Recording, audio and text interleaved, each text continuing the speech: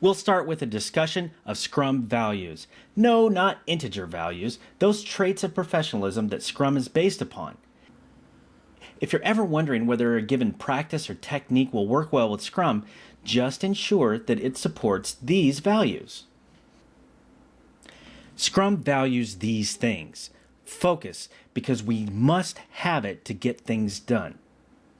Humans simply cannot do a good job at complex work unless they have an environment and supporting structure that lets them focus on the job at hand. Respect, and we're not talking about some inner feeling that we have towards someone else. No, we're talking about the behavior of respect. Respect is something that we can give by simply acting professionally, respectfully of each other. Respect for others can extend all the way from the highest levels of an organization to the lowest. Trust. Now, this is a bit different. This is something that must be earned. We typically, as humans, just don't give trust. It's something that develops over time. But without trust, we're unable to get real transparency into what's happening, which in turn scuttles our ability to make good, responsible decisions about how to proceed with our product. Commitment, not to scope, but to each other, to professionalism, perhaps to the mission of our organization, and certainly to quality. And finally, transparency or openness. The relationship between trust and openness is a chicken and egg situation. We must be open with each other to gain each other's trust, but it's very hard to be transparent with someone unless we trust them already.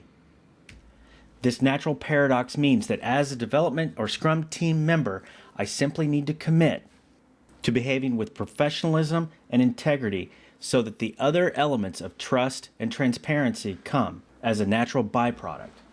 There's a tool that I've seen be very effective in helping Scrum teams improve deliberately. When a team decides to institute some sort of new team norm or rule, they should be able to tie it back to one of Scrum's values. Imagine a software application that does this for you. We could select from this list of values and note the supporting behavior. This is a great way to institute deliberate improvement.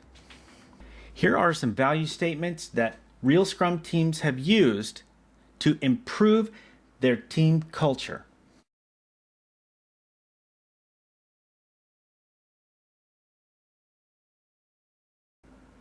If you were thinking, gee, it seems about time we should have an exercise, you're absolutely right.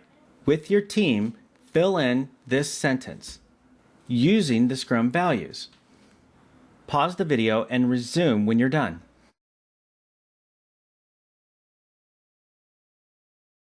Now, if I'm lucky, you chose something like this. You now have a tool in your toolbox to use with the rest of your team so that you can together decide what you want your team's culture to be.